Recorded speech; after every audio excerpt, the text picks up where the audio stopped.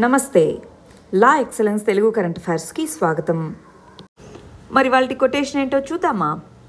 Intelligence అంటే change, మార్పుకు తగ్గట్టుగా మనల్ని మనం మలుచుకోవడం. దాన్నే అదే ఇంటెలిజెన్స్ అంటే అంటున్నారు. ఒకసారి ఆలోచించి చూడండి. ఇంటెలిజెన్స్ లేదు, నేను ఎప్పటికి ఇలానే ఉంటాను, మారను అనడం ఇంటెలిజెన్సా? లేదా మార్పుకు తగ్గట్టుగా మనల్ని మనం మలుచుకోవడం ఇంటెలిజెన్సా? ఎప్పుడు గ్రోత్ ఉంటుంది? ఇవి మనం ఒకసారి ఆలోచించాలి.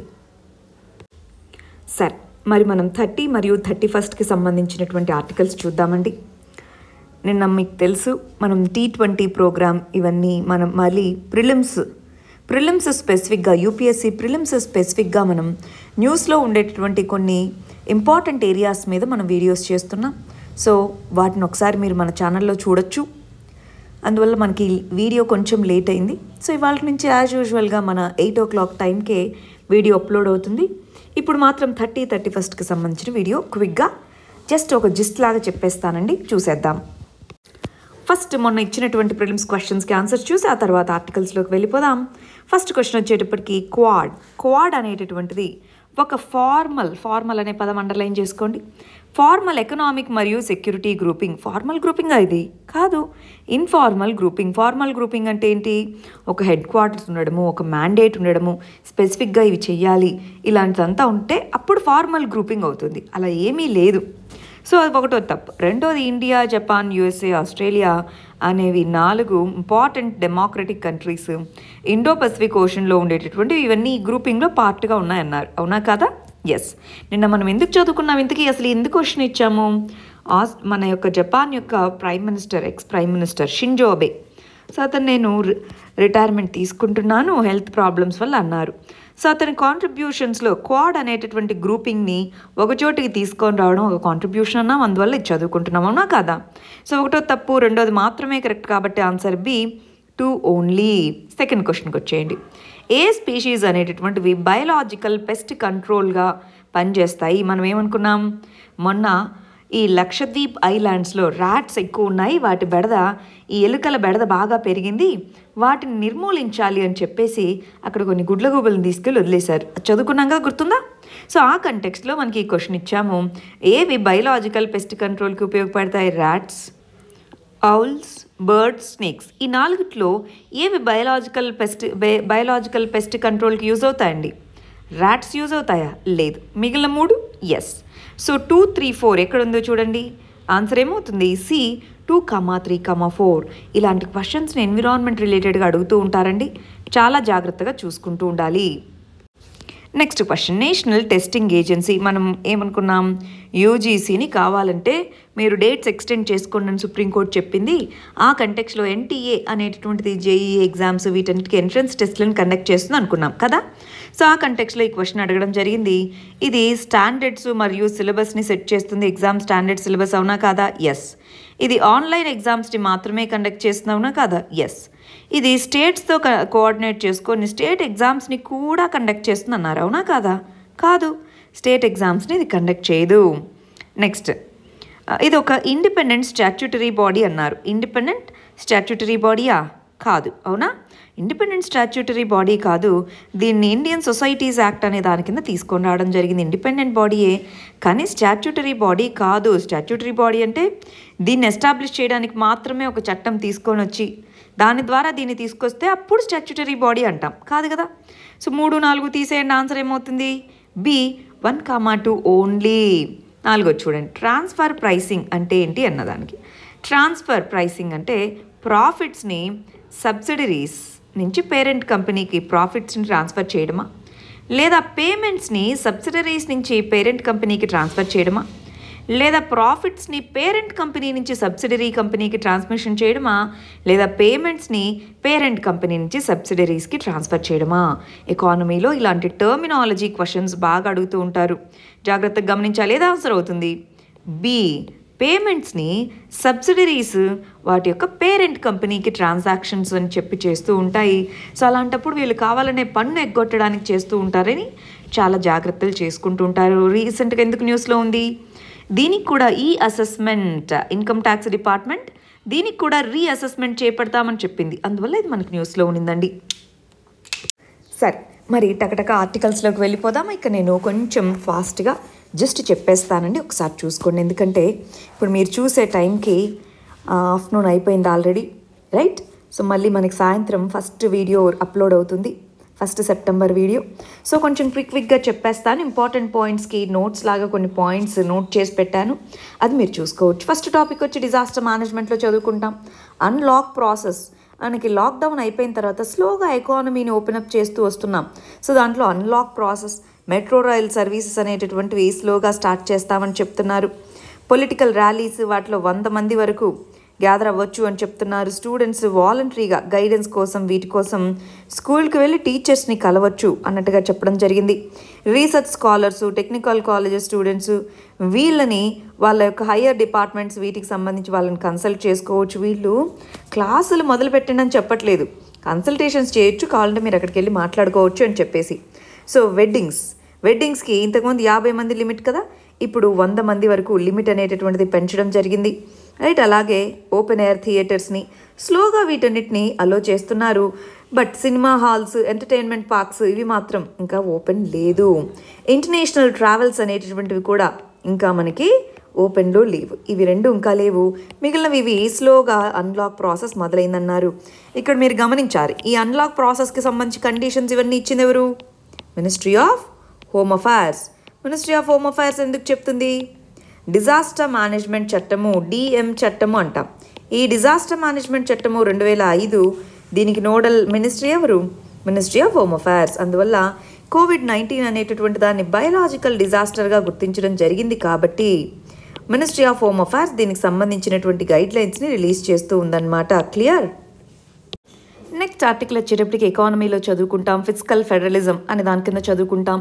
మనం మొన్న అంటే మన 29th రోజు దీని గురించి డీటెయిల్డ్గా చూసాం. 28th రోజు దీని గురించి డీటెయిల్డ్గా చదివాం. ఏమని?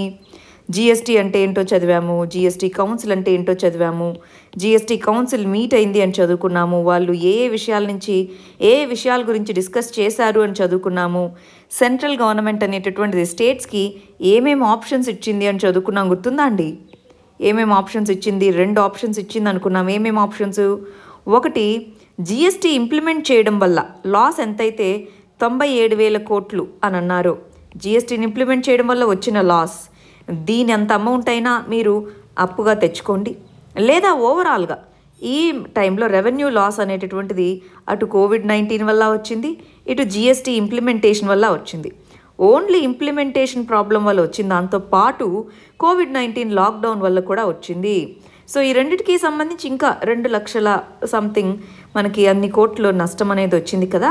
ఈ రెండింటికి సంబంధించి మీరు అప్పు తెచ్చుకోండి అన్నారు. స్టేట్స్ అన్నాయి, ఇప్పుడు మేము అప్పు తెచ్చుకోవడం కాదు కదా, జిఎస్టీ కంపెన్సేషన్ చట్టము 2017 ప్రకారం ఎంతైతే తక్కువ అమౌంట్ వస్తుందో అది మీరే కదా ఇవ్వాలి, మీరే ఇవ్వచ్చు కదా అన్నారు.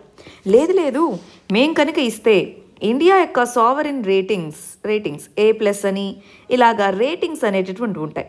సో ఈ రేటింగ్స్ అనేటటువంటివి మనకి పడిపోతాయి. సో వరల్డ్ వైడ్ మనకి ఓవరాల్ ఇన్వెస్ట్మెంట్ రాకపోవచ్చు.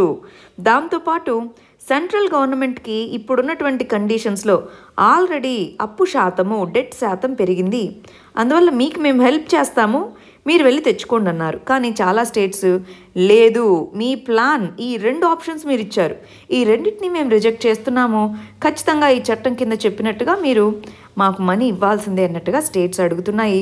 ఫిస్కల్ ఫెడరలిజం అనేటటువంటి కాన్సెప్ట్ కింద చదువుకుంటాం. ఒకసారి గుర్తెచ్చుకోండి, ఫిస్కల్ ఫెడరలిజం అంటే ఏంటి, సో అది ఏ విధంగా వర్క్ అవుతుంది ఏంటి ఒకసారి గుర్తెచ్చుకోండి మనం చదువుకున్న దాని నుంచి. నెక్స్ట్ ఆర్టికల్ వచ్చేటప్పటికి పాలిటీలో చదువుకుంటాం. జమ్మూ అండ్ కాశ్మీర్లో రీఆర్గనైజేషన్ జరిగింది, అవునా? లాస్ట్ ఆగస్ట్లో రీఆర్గనైజేషన్ చేసి ఈ స్టేట్ని 2 యూనియన్ టెరిటరీస్గా చేయడం జరిగింది. ఆ కంటెక్స్లో వాళ్ళకి ఇంతకుముందు ఆర్టికల్ 370 అనేటటువంటిది ఉండేది. ఆర్టికల్ 370 కింద అక్కడ ఉన్నటువంటి జాబ్స్కి సంబంధించి అక్కడ ఉండే రెసిడెంట్స్కి స్పెషల్ ప్రొవిజన్స్ ఉండేవి. అక్కడ ల్యాండ్ బయట వ్యక్తులు అంటే ఆ రాష్ట్రానికి సంబంధించిన వాళ్ళు కాకుండా మిగిలిన వాళ్ళు కొనుక్కునే అవకాశం లేదన్నమాట. సో ఇలాంటివన్నీ ఇప్పుడు ఏమయ్యాయి? దీనివల్ల దీంట్లో మార్పులు రావాలి అన్నారు. కానీ వీటిలో పర్మనెంట్గా చేంజెస్ తీసుకొని రాము. అక్కడ ఉన్నటువంటి రెసిడెంట్స్ ఎవరైతే ఉంటారో వాళ్ళకే ప్రిఫరెన్స్ ఇస్తామని చెప్పడం జరిగింది గవర్నమెంట్. ఇంతకు ముందున్న వీటిని ఏవి మేము తీసేయము, మీరేం వర్రీ అవ్వద్దు అన్నట్టుగా చెప్పడం జరిగిందనమాట. దానికి సంబంధించి ఈ ఇయర్ స్టార్టింగ్లో గవర్నమెంట్ ఏం చేసింది, మినిస్ట్రీ ఆఫ్ హోమ్ అఫైర్స్ అనేటటువంటిది జమ్మూ అండ్ కాశ్మీర్కి సంబంధించి 2010 చట్టం, దాంట్లో ఎవరు దాని యొక్క రెసిడెంట్స్ అని డిఫైన్ చేసి న్యూలీ క్రియేటెడ్ యూనియన్ టెరిటరీకి ఎవరు రెసిడెంట్స్ అని క్రియేట్ చేసి గవర్నమెంట్ జాబ్స్లో ఎవరికి ఎలిజిబిలిటీ, సో ఎలిజిబిలిటీ కండిషన్ ఎవరికి ఉంటుంది అక్కడున్న గవర్నమెంట్ జాబ్స్ రాయడానికి అన్నట్టుగా కొన్ని గైడ్ లైన్స్ని పబ్లిష్ చేయడం జరిగింది. అప్పుడేంటి, మీరు సరిగా కన్సల్ట్ చేయలేదు, అది చేయలేదు, ఇది చేయలేదు అని చెప్పి చాలా కాంట్రవర్సీ జరిగింది. సో అలా కాకుండా ఈసారి అది జాబ్స్కి సంబంధించి ఆల్రెడీ తెచ్చారు డొమిసైల్ రూల్స్. ఇప్పుడు ల్యాండ్కి సంబంధించి రూల్స్ తెస్తాము అన్నారు. దానికి సంబంధించి 2 పాయింట్స్ చెప్పారు. అక్కడ ల్యాండ్ మామూలుగా ప్రైవేట్ ల్యాండ్ ఏదైతే ఉందో దాంట్లో మేమేం మార్పులు చేపట్టము, ప్రైవేట్ ల్యాండ్ని అవుట్ సైడర్స్ హోల్డ్ చేసుకోకుండా చూస్తాము ముందున్నట్టే. కానీ గవర్నమెంట్ ల్యాండ్ని కూడా బయట వ్యక్తులు ఎవరు కొనుక్కోకుండా చూస్తే మరి అక్కడ ఇండస్ట్రియలైజేషన్ ఇలా ఎలా జరుగుతుంది? అందుకని గవర్నమెంట్ ల్యాండ్ని ఇండస్ట్రీస్కి వీటన్నిటికీ కూడా మేము ఇస్తాము. ఇండస్ట్రీస్ని వీటన్నిటిని సెటప్ చేసుకోవాలంటే మేము ఈ పర్టికులర్ ల్యాండ్ని ఇస్తామన్నారు. దానికి సంబంధించిన గైడ్ లైన్స్ని ప్రిపేర్ చేస్తుంది, అది ఇంకొన్ని రోజుల్లో పబ్లిష్ చేస్తాము. దీనికేమి గవర్నమెంట్ ద్వారా చట్టం తీసుకొని రావాల్సిన అక్కర్లేదు, పార్లమెంట్ ద్వారా డైరెక్ట్గా గవర్నమెంట్ జీవో ద్వారానే ఈ రూల్స్ తీసుకొని వస్తామన్నట్టుగా మినిస్ట్రీ ఆఫ్ హోమ్ అఫైర్స్ చెప్పడం జరిగింది. నెక్స్ట్ ఆర్టికల్ చూడండి, సోషల్ జస్టిస్ అన్న దాని కింద చదువుకుంటాం. ఇక్కడ ఏం చెప్తున్నారు, people with disabilities, so differently abled people లేదా డిజబిలిటీస్తో ఉన్న వాళ్ళు ఎవరైతే ఉంటారో సో వాళ్ళకి రేషన్ కార్డ్స్ కంపల్సరీగా ఎవరూ మిస్ అవ్వకుండా అందరికీ రేషన్ కార్డ్స్ అందించే విధంగా చూడాలి అని సెంట్రల్ గవర్నమెంట్ చెప్పడం జరిగిందనమాట. దానికి సంబంధించి స్టేట్స్ మామూలుగా అయితే అండి ఇక్కడ మనకు ఒక చట్టం ఉంది, అదేంటి నేషనల్ ఫుడ్ సెక్యూరిటీ యాక్ట్ అంటాము, జాతీయ ఆహార భద్రతా చట్టము. నేషనల్ ఫుడ్ సెక్యూరిటీ యాక్ట్ కింద రూరల్ ఏరియాస్లో 75%, అర్బన్ ఏరియాస్లో 50% పాపులేషన్ని కవర్ చేయాలి, అది ఈ చట్టం కింద చెప్పబడింది. సో ఓవరాల్గా ఇండియాలో ఆల్ ఇండియా మనం గమనిస్తే 67% మంది పీపుల్ని దీని కింద కవర్ చేయాలన్నది ఆ చట్టం యొక్క ఉద్దేశం. మరి అయితే వల్నరబుల్ సెక్షన్స్ని కంపల్సరీగా దీని కింద యాడ్ చేయండి అని చెప్పి సెంట్రల్ గవర్నమెంట్ స్టేట్స్, ఇదిగో ఎవరు ఈ ప్రోగ్రామ్ కింద బెనిఫిషియరీసో గుర్తించాల్సింది స్టేట్సే కాబట్టి స్టేట్స్ మరియు యూనియన్ టెరిటరీస్ని అడిగిందనమాట. ఎవరైతే పర్సన్స్ విత్ డిజబిలిటీస్ ఉన్నారో ఈ పర్టికులర్ ఫుడ్ సెక్యూరిటీ చట్టం 2013 కింద ఎలిజిబుల్ ఉన్నారు వాళ్ళకి రేషన్ కార్డ్స్ అనేవి ఖచ్చితంగా ఇవ్వండి. ఈ పాండమిక్ టైంలో కంపల్సరీగా అది ఇంపార్టెంట్ కాబట్టి ఖచ్చితంగా అది ఇవ్వండి. స్టేట్స్ యొక్క మరియు యూనియన్ టెరిటరీస్ యొక్క సివిల్ సప్లై సెక్రటరీస్ ఖచ్చితంగా ఐడెంటిఫై చేయాలి, టైం బౌండ్ మేనర్లో చేయాలి అన్నారు. దీనికి సంబంధించి ఇక్కడ మనం ఒక ప్రోగ్రాం గమనించాలండి, ఆత్మనిర్భర్ కింద మనకి గరీబీ కళ్యాణి యోజన, అవునా, గరీబీ కళ్యాణి యోజన అనే దాని కింద ఇది ఇస్తాము అన్నట్టుగా చెప్పడం జరిగిందనమాట. సో దానికి సంబంధించి ఇదిగో మీరు ఇవన్నీ చేయండి అని అన్నారనమాట. అయితే ఇక్కడ ఇంకో విషయం గుర్తుపెట్టుకోవాలండి, అసలు ఎందుకు ఇంత తొందరగా ఓన్లీ వీళ్ళే అని ఎందుకు చెప్తుంది గవర్నమెంట్? మనకి national federation of the blind seeking blind అనేటటువంటిది ఇదిగో అందరికీ పర్సన్స్ విత్ డిజబిలిటీస్ ఉన్న వాళ్ళందరికీ రేషన్ కార్డ్స్ ఇవ్వాలి అన్నారు. సో ఇవ్వాలి అని చెప్తూ వాళ్ళు డైరెక్ట్ గవర్నమెంట్ని కాదు ఢిల్లీ హైకోర్టుని ఆశ్రయించారు. ఢిల్లీ హైకోర్టు సరే మీరందరూ ఇవ్వండి, దానికి సంబంధించిన డేటాను సబ్మిట్ చేయండి, ఏంటి మాకు చెప్పండి అని చెప్పి ఢిల్లీ హైకోర్టు మానిటరింగ్ చేస్తూ ఉందన్నమాట. దాంతో ఇంకా త్వరగా ఒక డెడ్ లైన్ పెట్టి ఆల్రెడీ రేషన్ కార్డ్స్ ఉంటే ఓకే, లేకపోతే ఫ్రెష్ రేషన్ కార్డ్స్ని ఇష్యూ చేయండి అన్నట్టుగా సెంట్రల్ గవర్నమెంట్ స్టేట్ గవర్నమెంట్స్ని అడగడం జరిగింది. వెరీ వెరీ ఇంపార్టెంట్ అండి. ఇప్పుడున్న పరిస్థితుల్లో ఈ కరోనా ద్వారా చాలామంది వల్నరబుల్ పీపుల్లో డిజబిలిటీస్ ఫేస్ చేస్తున్న వాళ్ళు ఇంకా వల్నరబుల్. సో ఇది మంచి స్టెప్పే అన్నమాట, సోషల్ జస్టిస్కి ఇది మంచి ఇంపార్టెంట్ ఇది అవుతుంది. నెక్స్ట్ ఆర్టికల్, దీన్ని ఎన్విరాన్మెంట్లో చదువుకుంటాం. ఎకలాజికల్లీ ఫ్రజైల్ జోన్స్, ఏది చార్ధమ్ ప్రాజెక్ట్. చార్ధమ్ అనేటటువంటిది ఉత్తరాఖండ్లో ఉండేటటువంటి 4 పిలిగ్రిమేజెస్ యొక్క లింక్ అన్నమాట. ఈ చార్ధమ్ అనేటటువంటి 4 ప్రాజెక్ట్స్ని కనెక్ట్ చేస్తూ ఒక రోడ్ అనేది తీసుకొని వస్తాము అన్నారు. సో ఈ రోడ్ అనేటటువంటిది అక్కడ ఉన్నటువంటి మౌంటైన్స్ ఏవైతే ఉన్నాయో ఆ మౌంటైన్స్ ఎకలాజికల్లీ ఫ్రజైల్ జోన్ నుంచి వెళ్తుంది. సో ఈ మౌంటైన్స్ గుండా ఎకలాజికల్లీ ఫ్రజైల్ జోన్ గుండా వెళ్తుంది. సో ఈ ప్రాజెక్ట్ ఏదైతే ఉందో దాన్నే చార్ధమ్ ప్రాజెక్ట్ అంటున్నారు.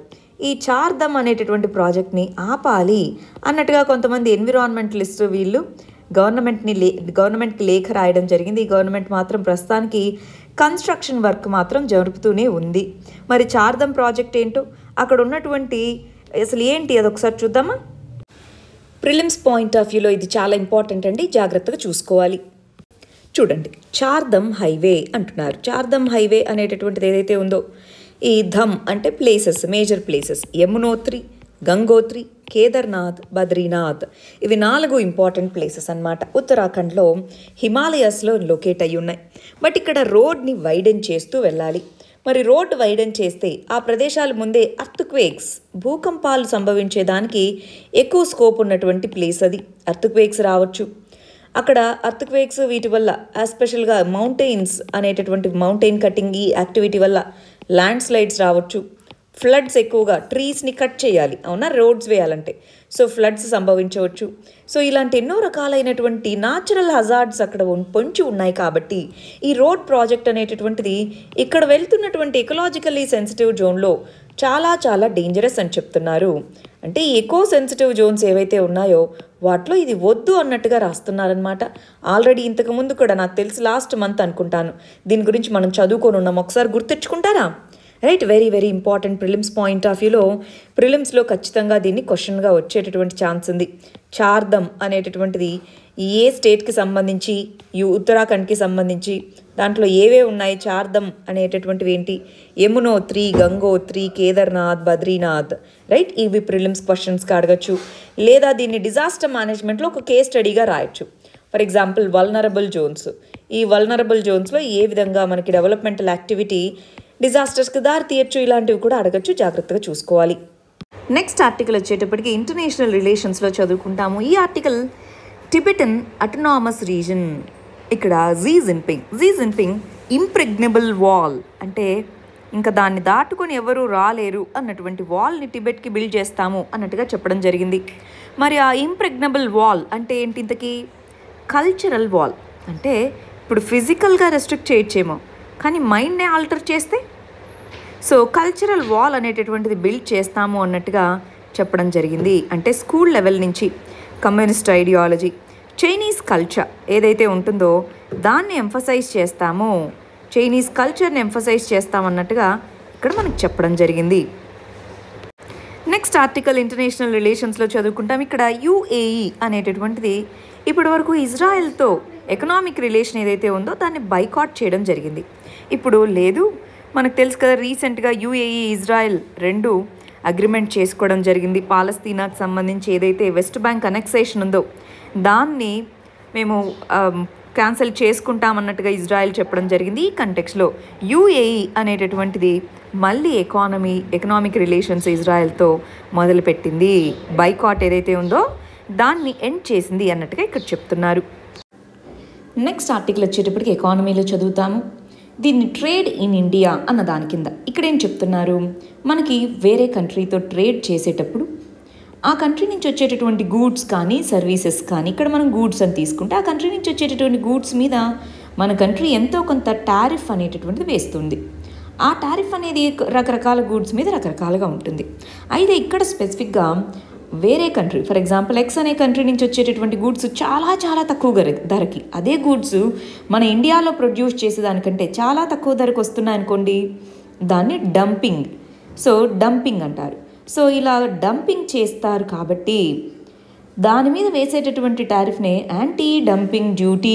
డంపింగ్ జరగకుండా దాని మీద డ్యూటీ వేస్తే, ఫర్ ఎగ్జాంపుల్ ఇండియాలో 100 రూపాయలు అవుతుంది ఆ వస్తువు, ఇక్కడ నుంచి 50 రూపాయలే అవుతుంది అనుకోండి, దాని మీద ఇంకొక 50 రూపాయల వరకు టారిఫ్ వేసేసి, సో డొమెస్టిక్ ఇండస్ట్రీకి కాంపీట్ అయ్యే విధంగా, డొమెస్టిక్ ఇండస్ట్రీకి ఈక్వల్ అయ్యే విధంగా చూస్తారు. అలాంటి టారిఫ్నే యాంటీ డంపింగ్ డ్యూటీ అంటారు.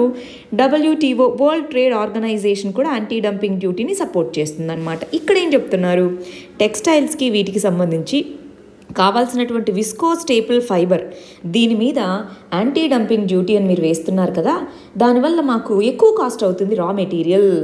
సో ఆ రా మెటీరియల్ కాస్ట్ తగ్గాలి అంటే ఈ యాంటీ డంపింగ్ డ్యూటీని దాని మీద నుంచి తీసేయండి అని అడుగుతున్నారు. ఇండస్ట్రీస్ బాధ ఏంటి, రా మెటీరియల్ మాకు తక్కువగా వస్తున్నప్పుడు మీరు ఎక్కువ డ్యూటీ వేసి దాన్ని ఎక్కువ కాస్ట్కి మేము కొనుక్కోవాల్సి వస్తుంది. అప్పుడు మేము ఎక్స్పోర్ట్ చేయాలి వేరే కంట్రీస్ కంటే, వేరే దేశాలు మాకంటే తక్కువ కాస్ట్కి ఆ గూడ్స్ని ప్రొడ్యూస్ చేస్తున్నాయి. సో ఎక్స్పోర్ట్స్ పెరగట్లేదు, రా మెటీరియల్ మీద వేసేటటువంటి ఈ యాంటీ డంపింగ్ డ్యూటీని తీసేయండి అని కొంతమంది అడుగుతున్నారు. మరి దీన్ని ప్రొడ్యూస్ చేసేవాళ్ళు మీరు ఆ కంట్రీ నుంచి చీప్గా దీన్ని తెచ్చుకుంటే మా ఎంప్లాయ్మెంట్ సిచ్యువేషన్ ఏమవ్వాలని వీళ్ళు అడుగుతున్నారు. అలాగా రెండింటిని బ్యాలెన్స్ చేయడమే ఇప్పుడు గవర్నమెంట్కి ఉన్నటువంటి సవాల్ అన్నమాట.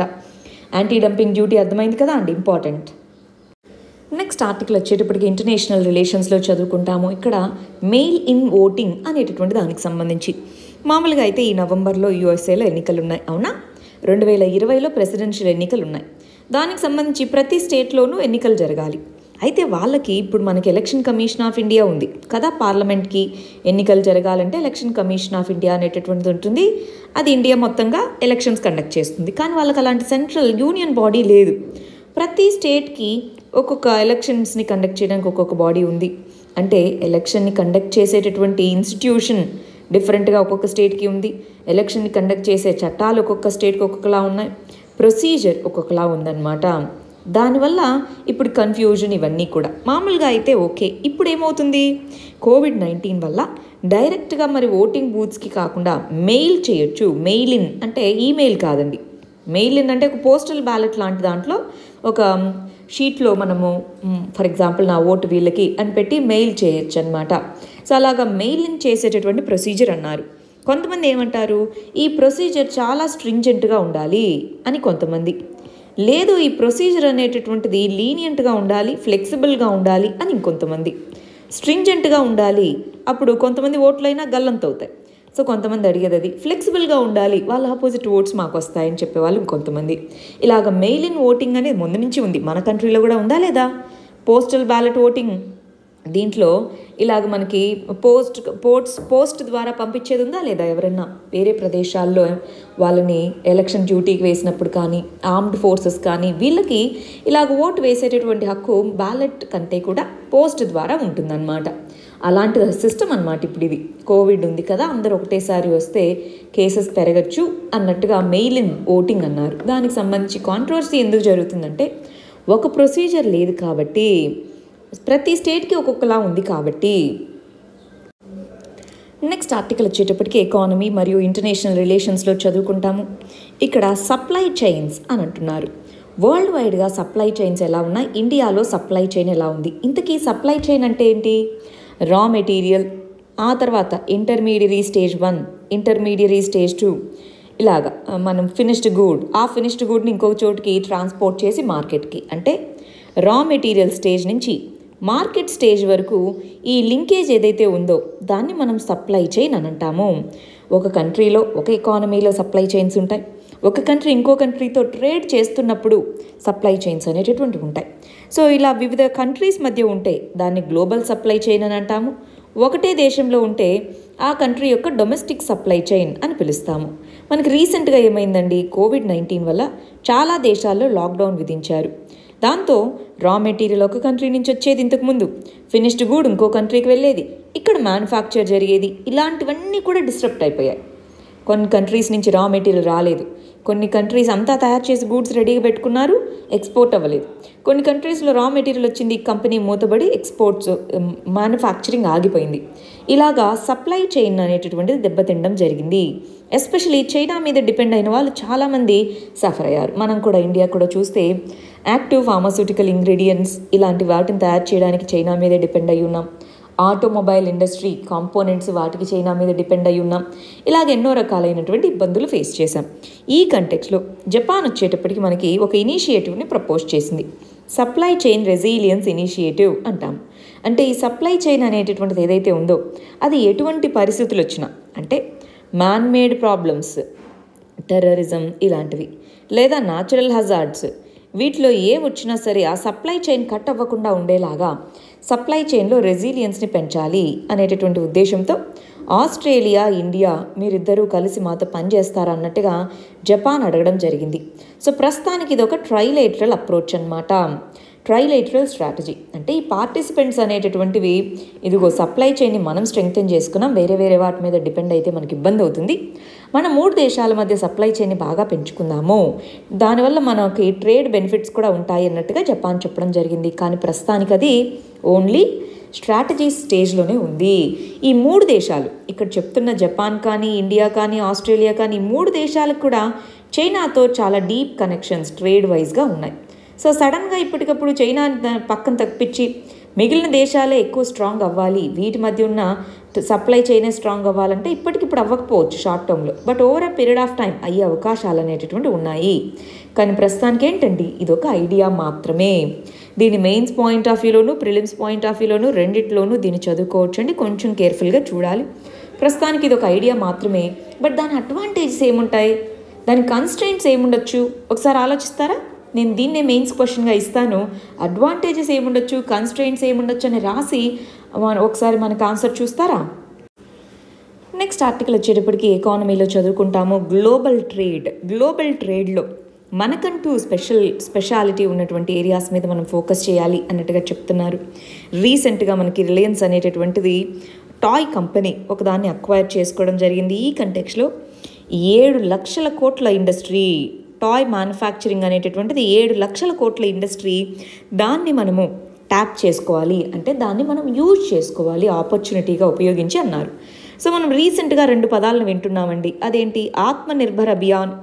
ఆత్మనిర్భర్ అభియాన్ అంటే ఏంటి, సెల్ఫ్ రిలయన్స్ని పెంచుకోవాలి, ఆత్మనిర్భర్. రెండోది వోకల్ ఫర్ లోకల్ అంటే ఏంటి, లోకల్ ట్రెడిషన్స్ని, లోకల్ ప్రాక్టీసెస్ని, లోకల్గా ఉన్న వాటిని ప్రమోట్ చేయాలి. వోకల్ ఫర్ లోకల్ అనేటటువంటి మూమెంట్. సో ఈ 2 పదాల గురించి వింటున్నాం. ఈ రెండింటిని దృష్టిలో పెట్టుకొని ఎందుకు టాయ్ మేకింగ్ని మనం ముందుకు తీసుకెళ్ళకూడదు అన్నట్టుగా ఇక్కడ చెప్తున్నారనమాట. అంటే ఇక్కడ గమనించాల్సింది ఏంటి అంటే, ఇప్పుడు మనం బొమ్మలు అనగానే కొన్ని బార్బీ డాల్స్ అని రకరకాల మనకి మన మూవీస్, హాలీవుడ్ మూవీస్కి సంబంధించినటువంటి స్పైడర్ మ్యాన్ ఇవి అని ఉంటాయి కదా. సో ఇండియన్ ఎందుకు ప్రమోట్ చేయకూడదు? ఇండియాలో కల్చరల్ వాల్యూ, ఎస్పెషల్గా మీరు ఫర్ ఎగ్జాంపుల్ కొయ్య బొమ్మలు కానీ, మట్టి బొమ్మలు కానీ, ఇవి ఎన్నో రకాలు ఉన్నాయి. సో వాటికి ఎందుకు మరి ఓకల్గా దాన్ని ప్రమోట్ చేయకూడదు? వాటిలో ఎందుకు ఆత్మనిర్భర్ అవ్వకూడదు? అది ఇక్కడ చెప్తున్నటువంటి విషయం. ఫర్ ఎగ్జాంపుల్ ఇక్కడ మనకి ఏటి కొప్పాక అనేటటువంటి బొమ్మలు, చెక్క బొమ్మలు, సో వాటి గురించి మాట్లాడడం జరిగింది. అలా లోకల్ లెవెల్లో ఎన్నో రకాలైనటువంటి కల్చరల్ వాల్యూ మరియు లోకల్ ఎంప్లాయ్మెంట్ని క్రియేట్ చేసేటటువంటి టాయ్ ఇండస్ట్రీని ప్రమోట్ చేయాలన్నట్టుగా ఇక్కడ ఒక పాయింట్ చెప్పడం జరిగింది. నెక్స్ట్ ఆర్టికల్ వచ్చేటప్పటికి పాలిటీలో చదువుకుంటాం. NRC, national registry of citizens అని అంటాము.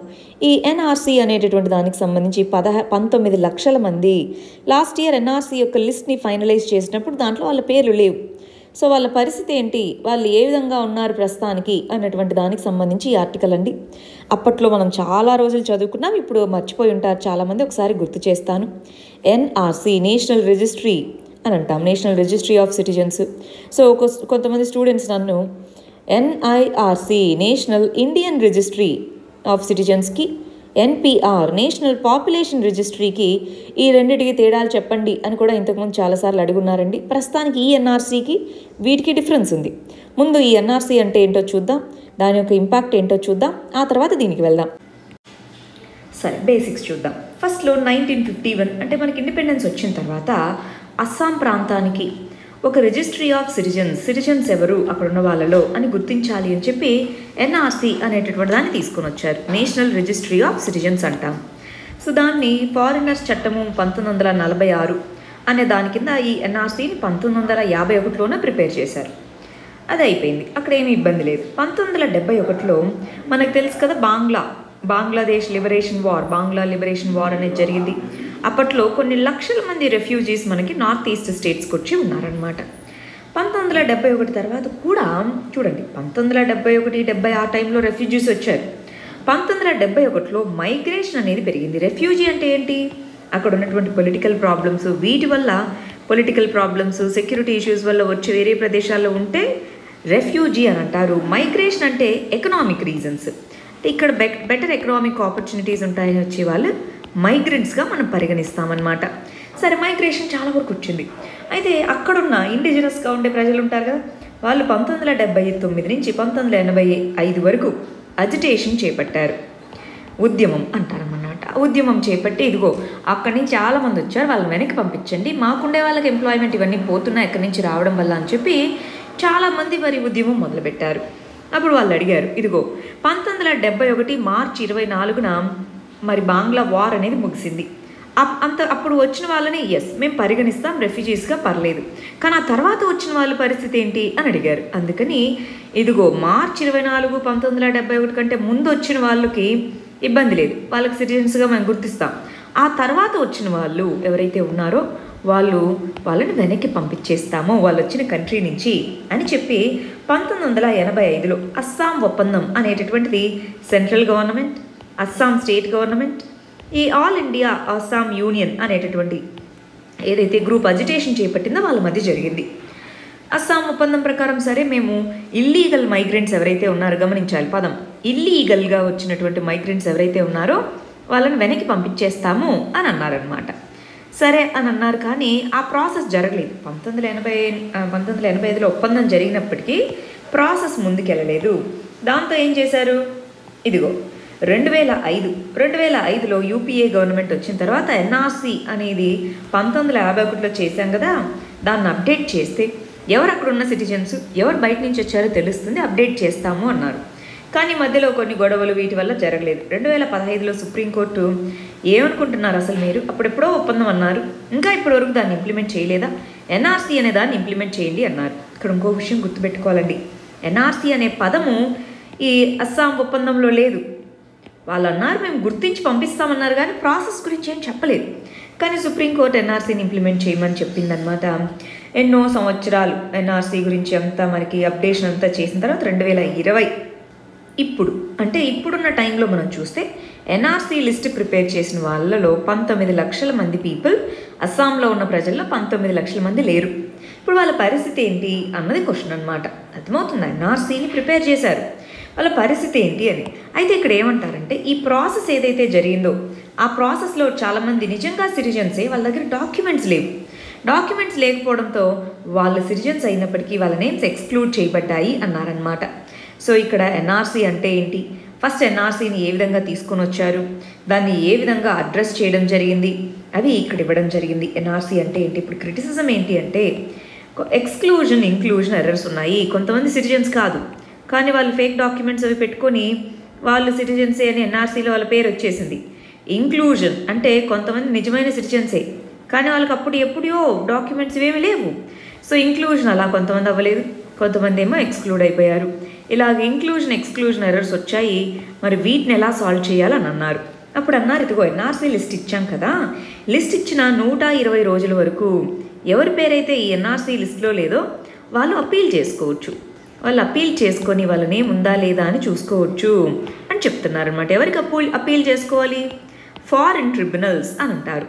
ఫారిన్ ట్రిబ్యునల్స్ అనే వాటికి అప్పీల్ చేసుకోవచ్చు అన్నట్టుగా చెప్పడం జరిగిందనమాట. ప్రస్తుతానికి COVID-19 వల్ల ఆ ప్రాసెస్ కొద్దిగా స్లో డౌన్ అయ్యి ఉన్నింది. ఇప్పుడు మళ్ళీ దాన్ని రివైవ్ చేస్తామన్నట్టుగా చెప్పారు. అదే ఇందాక ఆర్టికల్లో చెప్పినటువంటిదండి. సరే, ఇప్పుడు ఎన్పిఆర్ అంటే ఏంటో చూద్దాం. National population registry. ఇందాక చెప్పిన ఎన్ఆర్సీ వచ్చేసి ఓన్లీ అస్సాం కోసం మాత్రమే అండి, అస్సాం స్టేట్కి మాత్రమే అది వర్తిస్తుంది. ఎన్పిఆర్ అంటే ఓవరాల్గా అసలు ఇండియాలో ఎవరు రెసిడెంట్స్, ఎవరెవరు ఉన్నారు అని కనుక్కోవడానికి మనకి ఎన్పిఆర్ అనేటటువంటిది ప్రపోజ్ చేయడం జరిగింది. National identity rules, citizens and issues of national identity rules అనే దాని కింద సిటిజన్షిప్ చట్టము అనే దాని కింద దీన్ని ప్రపోజ్ చేయడం జరిగింది. దానికి సంబంధించి ఇదిగో ఈ డీటెయిల్స్ అన్నీ తీసుకుంటాము. డాక్యుమెంట్స్ అనేటటువంటివి మీరు వాలంటరీ, మీరు సెల్ఫ్ ఐడెంటిఫికేషన్ చేసుకోవాలి, అంతే, డాక్యుమెంట్స్ ఏవీ లేవు అని అన్నారనమాట. అయితే ఎన్పిఆర్ అనేటటువంటిది ఇప్పుడు కాదు, 2010లోనే ఫస్ట్ టైం చేశారు. ఆ తర్వాత 2015లో అప్డేట్ చేశారు, దాన్ని లింక్ చేశారు, ఆధార్తో లింక్ కూడా జరిగింది. ఇప్పుడు ఎన్పిఆర్ అనేటటువంటిది మళ్ళీ ఈ సెన్సస్ ఏదైతే ఉందో 2021 సెన్సస్ చేపట్టాలి, అవునా, జనాభా గణన 10 సంవత్సరాలకు ఒకసారి, దాంతోపాటు చేస్తాము అన్నారు. దాంతో కాంట్రవర్సీ వచ్చింది, అలా ఎలా చేస్తారు, మీరు కావాలనే కొంతమందిని దీని నుంచి ఎక్స్క్లూడ్ చేయడానికి ఇలా చేస్తున్నారు అని. అప్పుడు అన్నారు, ఏమన్నా మేము మొదటిసారి చేస్తున్నామా, ఆల్రెడీ 2010లో ఇది చేస్తున్నారు కదా అని. కాకపోతే ఇక్కడ ఎందుకు గొడవ వచ్చింది అంటే మన హోమ్ మినిస్టర్ మాట్లాడేటప్పుడు ఎన్పిఆర్ అనేటటువంటిది ఎన్ఆర్ఐసి అంటే ఏంటి, national registry for Indian citizens. Indian citizens యొక్క రిజిస్ట్రీ ఏదైతే తయారు చేయాలో దానికి ఇది మొదటి స్టెప్గా ఉంటుంది అని ఒకసారి పార్లమెంట్లోనే వ్యాఖ్యానించడం జరిగింది. గమనించాలి, ఎన్ఆర్ఐసి అంటే ఎవరు ఇండియన్ సిటిజన్స్ ఎవరు కాదు అని గుర్తించేటటువంటి ఇది, దీనికి మొదటి స్టెప్పే ఎన్పిఆర్ అని చెప్పారు. మామూలుగా ఎన్పిఆర్లో ఏమన్నారు, ఓన్లీ రెసిడెంట్స్, సిటిజన్స్ని గుర్తించదు, ఇది ఎవరెవరు రెసిడెంట్స్ అని గుర్తిస్తారనమాట దీంట్లో. సో అలా గుర్తిస్తాము, దీనికి దానికి సంబంధం లేదు అని అఫీషియల్గా క్లియర్ చేసినప్పటికీ ఆల్రెడీ హోమ్ మినిస్టర్ దీనికి ఇది మొదటి స్టెప్ అన్నారు కాబట్టి ఎన్పిఆర్ అనేది కావాలని కొన్ని వర్గాలని కొన్ని సెక్షన్స్ని ఎస్పెషల్గా మైనారిటీ కమ్యూనిటీని ఎలినేట్ చేయడానికే అని చెప్పేసి అన్నారు. దాంతోపాటు సిటిజన్షిప్ అమెండ్మెంట్ యాక్ట్ అని వచ్చింది, గుర్తుందా? సో ఈ సిటిజన్షిప్ అమెండ్మెంట్ యాక్ట్, ఈ ఎన్పిఆర్, వీటన్నిటితోనూ లాస్ట్ ఇయర్ బాగా కాంట్రవర్సీ జరుగుతూ ఉన్నింది, ప్రొటెస్ట్లు జరుగుతూ ఉన్నాయి. ఆ టైంకే మన ఈ కరోనా వచ్చింది, ఆ తర్వాత ఇవన్నీ పోయాయి, ఇప్పుడు ఏదీ లేదు. మరి ఎన్పిఆర్ అంటే ఏంటి, ఎన్పిఆర్కి సంబంధించి డీటెయిల్స్ ఏంటి, ఎన్ఆర్ఐసికి ఎన్పిఆర్కి ఏంటి లింక్, అది మనం ఇక్కడ ఇవ్వడం జరిగింది, ఒకసారి చూసుకోవాలండి. ఎన్పిఆర్ అంటే జస్ట్ రెసిడెన్స్ డేటా, సెన్సస్లో భాగంగానే దీన్ని ఆల్రెడీ చేపట్టున్నారు ఇంతకుముందే. నెక్స్ట్ ఆర్టికల్ వచ్చేటప్పటికి గవర్నాన్స్లో చదువుకుంటామండి. సివిల్ సర్వీసెస్ అడ్మినిస్ట్రేషన్ అన్న దాని కింద చదువుకుంటాం. ఇక్కడ ఏం చెప్తున్నారు, ప్రీమెచ్యూర్ రిటైర్మెంట్ అనేటువంటిది పెనాల్టీ కాదది, కంపల్సరీ రిటైర్మెంట్ కాదు ఇది, ప్రీమెచ్యూర్ రిటైర్మెంట్ అనేటటువంటిది వేరే అన్నారు. సో అసలు ఈ ప్రీమెచ్యూర్ రిటైర్మెంట్ అంటే ఏంటి అంటే, మామూలుగా 60 సంవత్సరాల టెన్యూర్ ఉండాల్సిన దాంట్లో 60 సంవత్సరాల వయసుకి రిటైర్ అవ్వాలి, కానీ దానికంటే ముందుగా రిటైర్మెంట్ అనేటటువంటిది కనుక ఇస్తే దాన్ని ప్రీమెచ్యూర్ రిటైర్మెంట్ అని అంటారు. ఈ ప్రీమెచ్యూర్ రిటైర్మెంట్కి సంబంధించి department of personal and training DoPT అనేటటువంటిది కొన్ని గైడ్ లైన్స్ని రీసెంట్గా రిలీజ్ చేయడం జరిగింది. సో ఆ గైడ్ లైన్స్ ఏంటి అని చదువుకుందాము. మూడోది దాని ఇంపాక్ట్ ఏంటి అని చదువుకుందాం. ఈ ఆర్టికల్ పబ్లిక్ అడ్మినిస్ట్రేషన్ చదివే స్టూడెంట్స్కి వెరీ వెరీ ఇంపార్టెంట్ అండి, చాలా ఇంపార్టెంట్ వాల్యూ అడిషన్ లాగా మీరు దీన్ని యూజ్ చేసుకోవచ్చు పబ్లిక్ అడ్మినిస్ట్రేషన్ ఆప్షనల్ చదువుకునే వాళ్ళు, రైట్? సో ఈ మూడు ఏంటో ఒకసారి చూద్దామా. ఫస్ట్ ఇక్కడ గమనించండి, డిఓపిటి ఏం చెప్పింది, ప్రీమెచ్యూర్ రిటైర్మెంట్ అనేటటువంటిది పెనాలిటీ కాదు, ఇది కంపల్సరీ రిటైర్మెంట్తో డిఫరెంట్ అన్నదన్నమాట. అంటే ఒక గవర్నమెంట్ సర్వీస్ తన యొక్క టైం పీరియడ్ కంప్లీట్ అవ్వకుండానే రిటైర్ అయితే అతనికి పెన్షన్స్, రిటైర్మెంట్ బెనిఫిట్స్ అన్నీ కూడా మేము ఇస్తాము అని చెప్పడం జరిగింది. ఈ ప్రీమెచ్యూర్ రిటైర్మెంట్ అనేది ఎవరెవరికి అప్లికబుల్ అవుతుంది ఏంటి, ఆ డీటెయిల్స్ ఏంటికి, గ్రూప్ ఏ నుంచి గ్రూప్ సి సర్వీసెస్ వరకు అందరికీ అప్లికబుల్ అవుతుంది. గ్రూప్ ఏ గ్రూప్ బి సర్వీసెస్లో 35 సంవత్సరాల ముందే వాళ్ళు కనుక వాళ్ళ కెరియర్ సర్వీస్లోకి ఎంటర్ అయ్యి వాళ్ళకి 50 సంవత్సరాలు కనుక ఏజ్ నిండుంటే, లేదా 35 సంవత్సరాల తర్వాత ఒకవేళ అతనికి జాబ్ వచ్చి ఆ పర్సన్కి జాబ్ వచ్చి 55 సంవత్సరాలు ఇప్పుడు వయసు ఉంటే వాళ్ళని ప్రీమెచ్యూర్గా అంటే వాళ్ళ టైం పీరియడ్ పూర్తి కాకముందే రిటైర్మెంట్ని ఇచ్చేటటువంటి పవర్ అనేటటువంటిది గవర్నమెంట్కి ఉంది. 3 నెలల ముందుగా నోటీస్ ఇస్తారు, 3 నెలలు ముందుగా నోటీస్ ఇస్తారు. ఒకవేళ సడన్గా అనుకుంటే 3 నెలల జీతాన్ని ముందుగానే జీతం మరియు అలవెన్స్ అన్నీ కూడా ఇస్తారు అని చెప్తున్నారు. ఏది, గ్రూప్ ఏ గ్రూప్ బి. అదే గ్రూప్ సి పోస్టులు అనుకోండి, 30 years వాళ్ళు కనుక కంప్లీట్ చేస్తుంటే సర్వీస్ అనేటటువంటిది ప్రీమెచ్యూర్గా వాళ్ళని రిటైర్ చేయొచ్చు 3 నెలల నోటీస్తో లేదా 3 నెలల శాలరీ మరియు అలవెన్సెస్తో అని చెప్తున్నారనమాట. ఎలా మరి ఎవరిని రిటైర్ చేయాలి ఎవరిని రిటైర్ చేయకూడదని ఎలా చెప్తారు, పర్ఫార్మెన్స్ రివ్యూ అనేది జరుగుతుంది. ప్రతి 3 నెలలకు ఒకసారి పర్ఫార్మెన్స్ రివ్యూ అనేటటువంటి జరుగుతుంది. ఇదిగో ఎవరైతే 50 లేదా 55 సంవత్సరాలకి వాళ్ళ వయసు నిండుతుందో లేదా 30 సంవత్సరాల సర్వీస్ అనేటటువంటిది వాళ్ళు దగ్గరికి వస్తున్నారు అన్నప్పుడు వాళ్ళకు ఒక రిజిస్టర్ అనేది మెయింటైన్ చేస్తారు. వాళ్ళ పర్ఫార్మెన్స్ ఎలా ఉంది అని చూస్తారు. వాళ్ళ యొక్క పర్ఫార్మెన్స్ని బేస్ చేసుకునే వాళ్ళకి ప్రీమెచ్యూర్ రిటైర్మెంట్ అనేటటువంటిది ఉంటుంది. అంటే గవర్నమెంట్ సర్వీసెస్ అనేటటువంటి వాటిలో మరి అన్నీ టేకెన్ గ్రాంటెడ్ లాగా కాకుండా పర్ఫామ్ చేయి అప్పుడు ఉంటాం, లేదంటే perish. So perform or perish అనేటటువంటి యాటిట్యూడ్ మనకి ప్రైవేట్ సెక్టార్లో కనిపిస్తూ ఉంటుంది, అవునా? సో అటువంటిది ఇక్కడ కూడా కనిపించవచ్చు అని. కానీ దీంట్లో కూడా చాలా ఇష్యూస్ ఉన్నాయండి. ఇప్పటికీ మనకి ఎవరైతే ఈ రిపోర్ట్స్ని వీటిని ప్రిపేర్ చేయాలో అక్కడ బయాస్ ఉంటాయి, కాస్ట్ బయాస్, రిలీజియస్ బయాస్ ఉంటాయి, లేదా సిన్సియర్ పర్సన్ అనుకుందాం. సో వాళ్ళ యొక్క రికార్డ్ని మ్యానిపులేట్ చేయాలి అని చూస్తే రకరకాల ప్రాబ్లమ్స్ అయితే ఉన్నాయి. ప్రస్తుతానికి గవర్నమెంట్ ఈ రూల్స్ అనేటటువంటివి నోటిఫై చేయడం జరిగింది. దేని కింద, ఇదిగోండి వాళ్ళకి రూల్ 48 పెన్షన్ రూల్స్ వాటిని మాడిఫై చేస్తూ అడ్మినిస్ట్రేషన్ అనేటటువంటిది ఎఫిషియెంట్గా రెస్పాన్సిబుల్గా ఉండాలి. అలా లేదు అనుకుంటే వాళ్ళని పంపించేస్తాం ఇంటికి అన్న దాన్ని ఇండికేట్ చేస్తూ ఈ రిఫార్మ్ అనేటటువంటి దాన్ని తీసుకొని రావడం జరిగింది. డిఓపిటి, ప్రిమెచ్యూర్ రిటైర్మెంట్ అని అంటున్నారు. ఇక్కడ 50 సంవత్సరాలకి అందరినీ పంపించరండి. పర్ఫార్మెన్స్ అనాలిసిస్ని బేస్ చేసుకుని ఇది జరుగుతుంది. దీన్ని మెయిన్స్ ఓరియంటేషన్లో, గవర్నాన్స్లోనూ దీన్ని క్వశ్చన్గా అడగచ్చు. ఇందాక చెప్పాను కదా, పబ్లిక్ అడ్మినిస్ట్రేషన్లో కంపల్సరీగా పర్సనల్ అడ్మినిస్ట్రేషన్ అనే చాప్టర్లో మీకు ఎక్కడైనా సరే ఇది యూజ్ అవుతుంది, జాగ్రత్తగా చదివి పెట్టుకోవాలి. నెక్స్ట్ ఆర్టికల్ చూడండి. ఇక్కడ ఒడిస్సాకు సంబంధించినటువంటి కాంధమాల్ డిస్ట్రిక్ట్ దానికి సంబంధించినటువంటి ఏవైతే హల్దీ అంటే పసుపు కొమ్ములు అంటాం. సో ఈ కాంధమాల్ హల్దీకి జిఐ ట్యాగ్ కూడా ఉంది.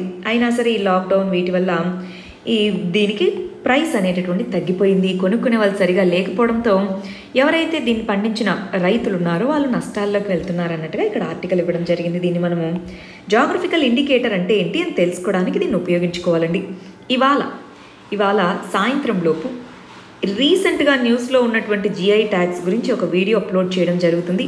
అసలు జిఐ ట్యాగ్స్ అంటే ఏంటి, రీసెంట్ జిఐ ట్యాగ్స్ అంటే ఏంటి, వీటిని మనం చదువుకుందాం, సరేనా? ఆ వీడియోలో చూసుకుంటారా? ఆల్రెడీ నిన్న ఇంపార్టెంట్ డిసీజెస్ ఏంటి, న్యూస్లో ఉండేటటువంటి ఇంపార్టెంట్ డిసీజెస్ ఏంటి అన్నటువంటిది 11 డిసీజెస్ని 16 మినిట్స్ ఆర్ 17 మినిట్స్లో కంప్లీట్ చేయడం జరిగింది, చాలా షార్ట్గా. అలాగే మనకి షార్ట్ వీడియోస్ అన్ని అప్లోడ్ చేయడం జరుగుతుందండి. రీసెంట్ జిఐ ట్యాగ్స్ దేనికి వచ్చాయన్నది మనం చూడబోతున్నాం, రైట్? జిఐ ట్యాగ్స్కి సంబంధించిన బేసిక్స్ కూడా దాంట్లోనే చెప్తాను, ఒకసారి చూసుకోవాలి. నెక్స్ట్ ఆర్టికల్ వచ్చేటప్పటికి సోషల్ జస్టిస్ కింద చదువుకుంటాం. రీసెంట్గా సుప్రీంకోర్టు ఎస్సీ ఎస్టీస్కి సంబంధించి సబ్ కేటగిరైజేషన్ ఉండాలి, రిజర్వేషన్స్ ప్రొవైడ్ చేస్తున్నారు, వాటిలో సబ్ కేటగిరైజేషన్ ఉండాలి అన్నారు. ఇక్కడ మనము 28వ తేదీన దీని గురించి డీటెయిల్గా చదువుకున్నాం. EV Chinnaiah versus state of AP అన్న కేసులో అసలు స్టేట్స్కి ఎటువంటి రోల్ లేదు, స్టేట్స్ ఇలాగ సబ్ కేటగిరైజేషన్ చేయలేవు అని చెప్పింది. కానీ సుప్రీంకోర్టు 5 సభ్యుల ధర్మాసనం ఏం చెప్పింది, ఇదిగోండి సపరేట్ కేటగిరైజేషన్ ఉండాలి, ఒక హోమోజెనస్ కాస్ట్ కాదు. ఫర్ ఎగ్జాంపుల్ ఎస్సీ అన్నాం, ఎస్సీలో ఫార్వర్డ్ కమ్యూనిటీస్ కొంతమంది ఉన్నారు, బ్యాక్వర్డ్గా కొంతమంది ఉన్నారు. ఆల్రెడీ ఫార్వర్డ్గా ఉన్న వాళ్ళు మళ్ళీ ఈ రిజర్వేషన్ బెనిఫిట్స్ని వాడుకుంటూ ఉన్నారు. ఆర్టికల్ 14 జస్టిస్ జరగాలి, ఆర్టికల్ 14 అనేటటువంటి దానికి జస్టిస్ జరగాలి అంటే సబ్ కేటగిరైజేషన్ ఉండాలి అన్నట్టుగా సుప్రీంకోర్టు చెప్పింది. కానీ దాన్ని 7 సభ్యులు ఉండేటటువంటి ధర్మాసనానికి పంపించడం జరిగింది. ఇక్కడ మనం ఒక ఇంపార్టెంట్ కేస్ స్టడీ చూద్దామండి. తమిళనాడు అనేటటువంటి రాష్ట్రము 3% ఎస్సీ రిజర్వేషన్స్లో 3% అరుంధతియార్స్ అనేటటువంటి కమ్యూనిటీ, ఎస్సీలో మళ్ళీ ఇంకో కమ్యూనిటీ, సో దానికి ప్రొవైడ్ చేయడం జరిగిందనమాట. అంటే రీసెంట్ జడ్జిమెంట్స్లో ఏం చెప్పడం జరిగింది, ఇదిగో ఇలా చేయండి అని. ఆల్రెడీ తమిళనాడులో ఇలా చేస్తున్నారు అన్నట్టుగా చెప్తున్నారు. ఒకసారి మనం 28వ రోజు వీడియో చూసి దీన్ని చూసుకుంటే మీకు ఇంకొంచెం క్లారిటీ వస్తుంది. దీన్ని ఎగ్జాంపుల్గా పెట్టుకోండి, రైట్? దీన్ని ఒక ఎగ్జాంపుల్గా తమిళనాడులో ఇక్కడ ఇది ఉంది అన్నట్టుగా మీరు పెట్టుకుంటే ఇంకా బాగుంటుంది. క్రీమీ లేయర్ కాన్సెప్ట్ కూడా చదువుకున్నాం ఆ రోజే, 28వ రోజు. ఒకసారి ఎవరన్నా చూడని వాళ్ళు ఉంటే చూడాలండి. నెక్స్ట్ ఆర్టికల్ వచ్చేటప్పటికి ఇండియా అనేటటువంటిది టాప్ పొజిషన్లోకి వెళ్ళింది. దేంట్లో? కోవిడ్ కేసెస్లో అంటున్నారు. కేసెస్ పెరుగుతూ ఉన్నాయి, కానీ ఇండియా ఏం చెప్తుంది, ఫెటాలిటీ రేట్ అనేటటువంటి తక్కువగా ఉంది. కేస్ ఫెటాలిటీ రేట్, ఈ పదం మీనింగ్ తెలుసుకోవడానికే ఈ ఆర్టికల్. సో ఇండియాలో కేసులు అనేటటువంటివి పెరుగుతూ వస్తున్నాయి. ఓవరాల్గా మనకి ఒక సింగిల్ డోలో 78,000 కేసులు రిపోర్ట్ అయినవి కూడా ఉన్నాయన్నమాట.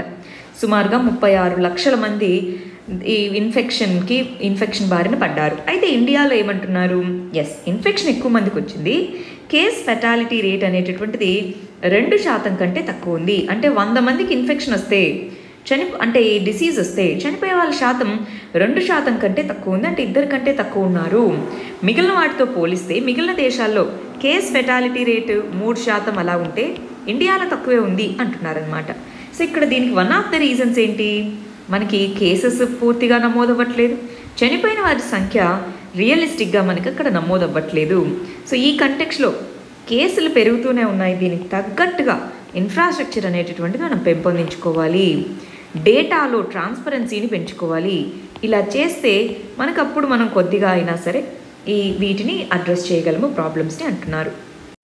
నెక్స్ట్ ఆర్టికల్ చూడాలి. ఎకానమీలో డెవలప్మెంట్ అనే టాపిక్ కింద చదువుకుంటాం. ఇక్కడ ఏంటి, వరల్డ్ బ్యాంక్ అనేటటువంటిది ప్రతి సంవత్సరం is of doing business report అనేటటువంటిది ప్రతి సంవత్సరం పబ్లిష్ చేస్తుందన్నమాట. అయితే దాంట్లో ఆ రిపోర్ట్లో is of doing business index అనేటటువంటిది ఉంటుంది. సో దాని కింద is of doing business rankings ఒక్కొక్క దేశానికి ర్యాంకింగ్ ఇస్తుంది. ఈ దేశం ఎంత ఉంది, ఈ దేశంలో ర్యాంక్ ఎంత ఉంది, ఇలాగా ఎవరు ప్రపంచ బ్యాంక్ అనేది ర్యాంకింగ్ ఇస్తుంది. అయితే రీసెంట్గా ఏముంది, ఇదిగో మేము ఇచ్చేటటువంటి ర్యాంకింగ్స్ ఆ గవర్నమెంట్స్ ఇచ్చేటటువంటి డేటాను బట్టే ఇస్తున్నాము. సో ఈ డేటాలో ఇన్కన్సిస్టెన్సీ ఉంది, డేటాలో ట్రాన్స్పరెన్సీ లేదు. సో అందుకని మేము ఈ సంవత్సరానికి ఈ ర్యాంకింగ్స్ ఇవ్వట్లేదు, ఆపేస్తున్నాము అని చెప్పడం జరిగింది. ఇక్కడ కేస్ స్టడీస్గా రష్యా, చిలీ, ఇండియా ఇలాంటి వాటిని ఎగ్జాంపుల్స్గా మనకు చెప్తున్నారండి. అంటే వీటిలో ఒకేసారి సడన్గా ర్యాంకింగ్ బాగా పెరగడం మొదలుపెట్టింది, ఒకేసారి ర్యాంకింగ్ సడన్గా తగ్గడము మొదలుపెట్టింది. అలా ఎలా అవుతుంది? ఇంప్రూవ్మెంట్ అనేది గ్రాడ్యువల్గా జరగాలి కదా.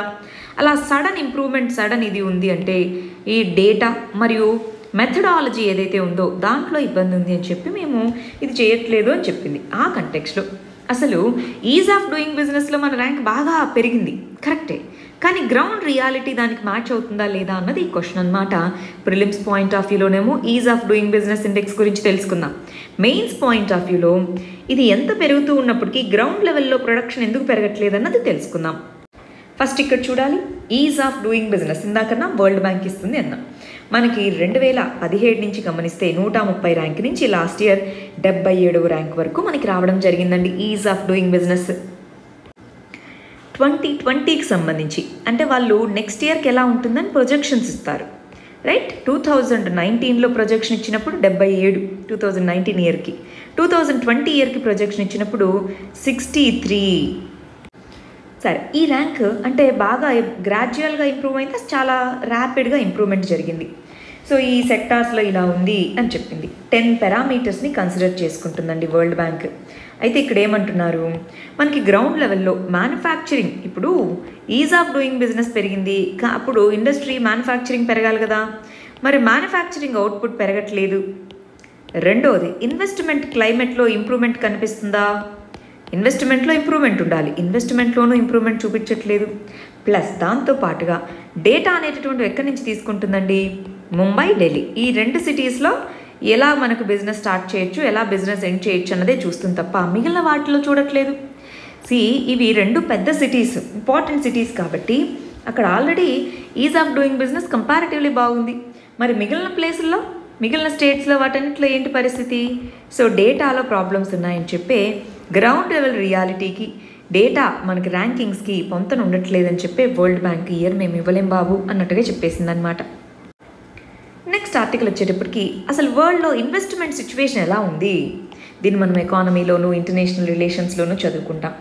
ఇక్కడ గమనించాలండి, ఏమన్నారు, కోవిడ్-19 రాగానే ఇంక చైనా పని అయిపోయింది, చైనా నుంచి అన్ని కంపెనీలు వేరే వేరే దేశాలకు వెళ్ళిపోతాయి, అప్పుడు మన ఇండియా అనేటటువంటిది ఒక మంచి డెస్టినేషన్ అవుతుంది. అంటే అక్కడి నుంచి షిఫ్ట్ అవ్వడానికి చూస్తారు, రీలొకేషన్ అవ్వడానికి ట్రై చేస్తారు. ఇలా రీలొకేషన్ అవ్వడానికి ట్రై చేసినప్పుడు మన ఇండియా అనే వాళ్ళకి ఇంకొక ఇంపార్టెంట్ కంట్రీగా పనిచేస్తుంది అన్నట్టుగా చెప్పారు. కానీ మనం అనుకున్నట్టు జరిగిందా? జరగలేదు. చాలామంది ఇంకా చైనాకే ప్రిఫరెన్స్ ఇస్తున్నారు. ఎందుకని? ఇండియాకు వచ్చి సెట్ చేసుకోవచ్చు కదా, చైనాలో ఈ వైరస్ ఇదంతా ఎందుకు అసలు, ఎందుకని ఇండియాకి రాలేకపోతున్నారు, ఎక్కువ రావట్లేదు ఎందుకని? చైనాకి ఉన్నటువంటి అడ్వాంటేజ్ ఏంటి, మనకున్నటువంటి గ్యాప్స్ ఏంటి? రైట్, చూద్దామా. చైనాలో ఉన్నటువంటి స్ట్రెంగ్త్ ఏంటి? వాళ్ళ యొక్క మ్యానుఫ్యాక్చరింగ్ సెక్టార్, అవునా. సో మ్యానుఫ్యాక్చరింగ్ సెక్టార్ అక్కడ చాలా స్ట్రాంగ్గా ఉంది. ఇప్పుడు నేను ఒక కంపెనీ పెట్టాలండి, దానికి కావాల్సిన కాంపోనెంట్స్ అన్నీ ఎక్కడైతే తక్కువ కాస్ట్కి ఎక్కువ సంఖ్యలో ప్రొడ్యూస్ అవుతాయో అక్కడ నేను పెట్టుకోవాలని చూస్తానా, లేదా వేరే దేశం నుంచి ఎక్కడి నుంచో ఇంపోర్ట్ చేసుకోవాలని చూస్తానా? మనకి కంపారిటివ్లీ మ్యానుఫ్యాక్చరింగ్ బేస్ అనేటటువంటిది చైనాతో పోలిస్తే వీక్గా ఉంది. చైనాలో మ్యానుఫ్యాక్చరింగ్ బేస్ అనేటటువంటి స్ట్రాంగ్గా ఉంది. రెండోది industrial policy. So industrial policies అనేటటువంటివి చాలా క్లియర్గా, చాలా ఇన్సెంటివైజేషన్ చేసే విధంగా ఉన్నాయి. మనకు కూడా ఇండస్ట్రియల్ పాలసీస్ చాలా క్లియర్గా ఉన్నాయి, కానీ దాంట్లో క్లారిటీ, ఇండస్ట్రియల్ పాలసీలో మార్పులు, క్లారిటీ, ఈ విధంగా కొన్ని ప్రాబ్లమ్స్ అనేటటువంటివి ఉన్నాయి. మూడోది స్కిల్ డెవలప్మెంట్. సో స్కిల్ డెవలప్మెంట్లో గ్యాప్స్ అనేటటువంటివి ఉన్నాయి, రైట్. సో ఇక్కడ మనకి స్కిల్ డెవలప్మెంట్లో కంపారిటివ్లీ చైనా అనేటటువంటిది మనకంటే బెటర్గా ఉందన్నమాట. ఇంకొకటి నాలుగోది వచ్చేటప్పటికి చైనాలో industrial areas are industrial Jones, మనకి SEZs అంటామే, సో అలాంటి ఇండస్ట్రియల్ జోన్స్ అనేవి మన మన మన కంట్రీలో ఉన్న వాటితో పోలిస్తే చాలా పెద్దవి. సో ఇక్కడ ఇండస్ట్రియల్ జోన్స్ అనేటటువంటివి కంపారిటివ్లీ చిన్నవి, ప్లస్ ఇన్సెంటివ్స్ అనేటటువంటివి చాలా కొద్దిగా తక్కువ మనకి. ఈ విధంగా ప్రాబ్లమ్స్ ఉండడం వల్ల ఎందుకులే అన్నట్టుగా అవి రీలొకేట్ అవ్వలేకపోయాయి, అంత త్వరగా డెసిషన్ తీసుకోలేకపోయాయి. ప్లస్ ఇక్కడ ఎక్స్పోర్ట్ పాలసీస్ ఏవైతే ఉన్నాయో, సో ఎక్స్పోర్ట్ పాలసీస్ అనేటటువంటివి చాలా కండ్యూజివ్గా ఉండడము, ఎక్స్పోర్ట్ చేయడం చాలా ఈజీ, ఇన్ఫ్రాస్ట్రక్చర్ చాలా మంచిగా ఉండడం వల్ల చాలా దేశాలు అక్కడ ఇబ్బందులు ఉన్నప్పటికీ కూడా అక్కడి నుంచి రావడానికి ప్రయత్నించట్లేదు. కానీ మనకున్న అడ్వాంటేజ్ ఏంటి? మనకున్న అడ్వాంటేజ్ మన డొమెస్టిక్ ఎకానమీ. సో మనం ఈ వేరే దేశాల నుంచి వచ్చే ఇన్వెస్ట్మెంట్ని ఏదో చేయాలి అనుకోవడం కంటే మన దేశంలో వివిధ రాష్ట్రాల్లో ఉండేటటువంటి ఇన్వెస్ట్మెంట్స్ని పెంచుకునేందుకు ప్రయత్నించాలి. ఇండియన్ స్టేట్స్ డొమెస్టిక్ ఎకానమీ మీద ప్రయత్నించాలి. ఆల్రెడీ ఎన్నో గ్యాప్స్ ఉన్నాయి, ఎన్నో నీడ్స్ ఉన్నాయి. సో ఈ డొమెస్టిక్ కంపెనీస్ని ప్లస్ డొమెస్టిక్ నీడ్స్ని సూటబుల్గా మన ఎకనామిక్ పాలసీని మార్చుకోవాలి. ఎస్, ఫారిన్ డైరెక్ట్ ఇన్వెస్ట్మెంట్ రావాలి మనకి, కరెక్టే. కానీ చంకలో పిల్లిని పెట్టుకొని ఊరంతా వెతకడం బదులు ముందు ఆ చంకలో ఉన్న పిల్లి ఏంటి, దాని పరిస్థితి ఏంటి అని చూసుకోవాలి కదా. అది ఇక్కడ చెప్తున్న విషయం. నెక్స్ట్ ఆర్టికల్ ఎకానమీలో బ్యాంకింగ్ సిస్టమ్ మరియు బ్యాంకింగ్ సిస్టమ్ రిఫార్మ్స్ అన్న దాని కింద చదువుకుంటాము. రీసెంట్గా మన యొక్క ఉర్జిత్ పటేల్ ఒక బుక్ రాయడం జరిగింది, దానికి సంబంధించి జిస్ట్ అనమాట. ఆ బుక్ యొక్క జిస్ట్ ఏంటి, దానికి సంబంధించినటువంటి ఆర్టికల్. అసలు బ్యాంకింగ్ సిస్టంలో ఏ విధమైన ప్రాబ్లమ్స్ ఉన్నాయి, ఈ బ్యాంకింగ్ సిస్టమ్ ప్రాబ్లమ్స్కి ఏమేమి సొల్యూషన్స్ అని మనం చూద్దాం. ఇది చాలా చాలా ఇంపార్టెంట్, చాలా చాలా డెప్త్ ఉన్నటువంటి కాన్సెప్ట్ అండి. మనం దీన్ని బ్రీఫ్గా చూద్దాం. మీరు ఒకసారి మీ ఎకానమీ బుక్ ఓపెన్ చేసి ఈ పాయింట్స్ ఆల్రెడీ మీ దగ్గర ఉంటే రివిజన్ చేసుకోండి, లేకపోతే యాడ్ చేసుకోండి. చూడాలి ఇక్కడ కరెంట్ బ్యాంకింగ్ ఛాలెంజెస్ అనేటటువంటివి చాలా ఎక్కువగా ఉన్నాయి. ఉర్జిత్ పటేల్ ఈ బుక్ని రాయడం జరిగిందనమాట. Over draft saving the Indian saver అనేటటువంటి బుక్ని రాశారు. సరే, ఏమేమి ఛాలెంజెస్ ఉన్నాయి ఇండియన్ బ్యాంకింగ్ సిస్టమ్కి అన్నది మనం గమనించి చూస్తే, ఫస్ట్ వచ్చేటప్పటికి ఇండియన్ రెగ్యులేటర్ ఎవరు, బ్యాంకింగ్ రెగ్యులేటర్ ఎవరు ఇండియాలో? మన ఆర్బీఐ. సాఫ్ట్ రెగ్యులేటర్ లాగా కనిపిస్తుంది. సాఫ్ట్ రెగ్యులేటర్ అంటే ఏంటి? పాలసీస్ని చాలా ఫ్లెక్సిబుల్గా, చాలా ఎప్పటికప్పుడు మార్చుకుంటూ ఉంటుంది, స్ట్రింజెంట్ పాలసీస్ తీసుకోలేకుండా ఉంది.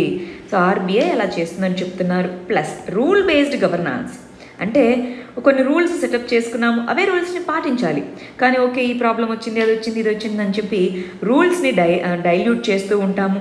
ప్లస్ గవర్నమెంట్ బ్యాంక్స్ అనేటటువంటివి బ్యాంకింగ్ రెగ్యులేషన్ చట్టం కిందకి రావట్లేదు. సో బ్యాంకింగ్ రెగ్యులేషన్ యాక్ట్ అనేటటువంటిది చాలా వరకు ఇన్కంప్లీట్గా ఉంది. నెక్స్ట్, ప్రతిసారి పబ్లిక్ సెక్టార్ బ్యాంక్స్ని మీరు వాళ్ళకు లోన్స్ ఇవ్వండి, మీరు ఈ ప్రోగ్రామ్ కిందికి తీసుకొని రండి, ఆ ప్రోగ్రామ్ కిందికి తీసుకొని రండి అని పబ్లిక్ సెక్టార్ బ్యాంక్స్ మీద అన్డ్యూ బర్డెన్ పెరుగుతూ ఉంది. ప్లస్ ఎప్పటికప్పుడు లోన్ రీస్ట్రక్చరింగ్ అని చెప్తూ ఉంటారు, అవునా? లోన్ రీస్ట్రక్చరింగ్ చేస్తూ ఉంటారు టైం టు టైం. దానివల్ల ఏమవుతుంది, ఏమవుతుంది, క్రైసిస్ వస్తే గవర్నమెంట్ వస్తుందిలే, లోన్ రీస్ట్రక్చరింగ్ చేసుకుంటుందిలే అని అనిపిస్తూ ఉంటుంది. దీనివల్ల పబ్లిక్ సెక్టార్ బ్యాంక్స్ ప్రతిసారి బర్డెన్ని ఫేస్ చేయాల్సి ఉంటుంది. అలా ఫేస్ చేసిన ప్రతిసారి గవర్నమెంట్ మనీ అంటే ఎవరిది? పీపుల్ మనీయే. సో ఇదంతా వేస్ట్ అవుతూ ఉంటుంది. ఈ విధంగా కొన్ని ఛాలెంజెస్ అనేటటువంటి బ్యాంకింగ్ సెక్టార్కి ఉన్నాయి అన్నట్టు చెప్తున్నారు. ఇవి కాకుండా మనకి ఎన్పిఏస్ పెరగడము, మిస్ గవర్నాన్స్ ఉండడము, ఇవన్నీ ప్రాబ్లమ్సే అండి. ఇవన్నీ మనం నార్మల్గా చదువుకుంటాం. సో ఈ బుక్లో హైలైట్ చేసినటువంటి కొన్ని ప్రాబ్లమ్స్ని ఇక్కడ మనం రాయడం జరిగింది. సో ఫర్ ఎగ్జాంపుల్ మీరు మెయిన్స్లో ఎక్కడన్నా రాస్తున్నప్పుడు ఉర్జిత్ పటేల్ ఈ పర్టికులర్ బుక్లో ఈ విధంగా చెప్పడం జరిగిందని రాసుకోవచ్చు. ఎందుకంటే అతను ఇంతకుముందు ఎక్స్ ఆర్బీఐ గవర్నర్ కాబట్టి కొంతవరకు అథెంటికేట్గా మనం పరిగణిస్తామన్నమాట వాటిని.